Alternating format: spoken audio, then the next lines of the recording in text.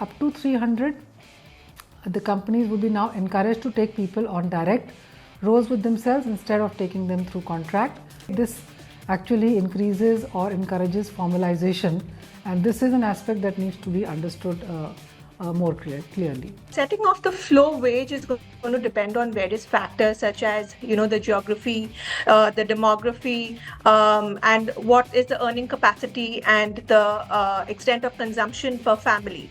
So these are the aspects on which the government is going to look at to, look at what the flow wage is. The government will probably go back every once in probably 5 years, if not shorter, to look at where things stand in terms of flow wage. India's labour landscape has undergone its biggest overhaul in decades. The long pending 4 labour codes passed by the Parliament back in 2020 have finally come into force.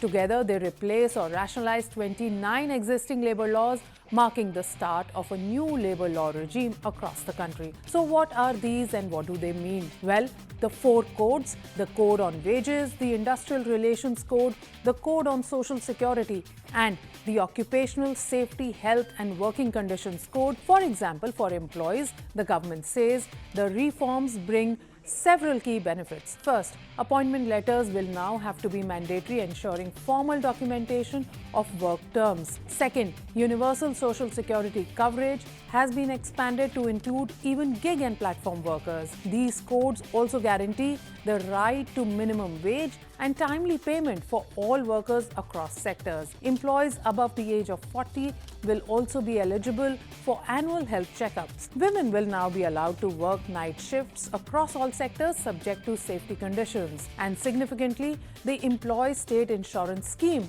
will now have pan-India coverage, extending benefits even in areas where ESIC infrastructure is still being built. For gig workers, the new regime brings legal recognition for the first time.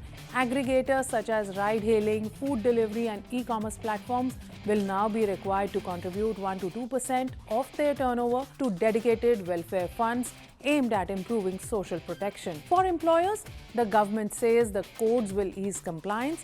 A single registration, a single license, a single return will replace multiple overlapping requirements across states and departments, a move that is expected to significantly cut administrative burden for companies. Well, to watch out for now is how smoothly industries transition to these codes in the coming months.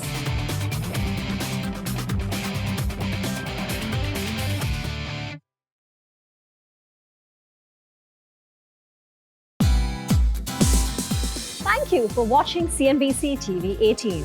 For all our top stories and news updates, follow us on our social media platforms.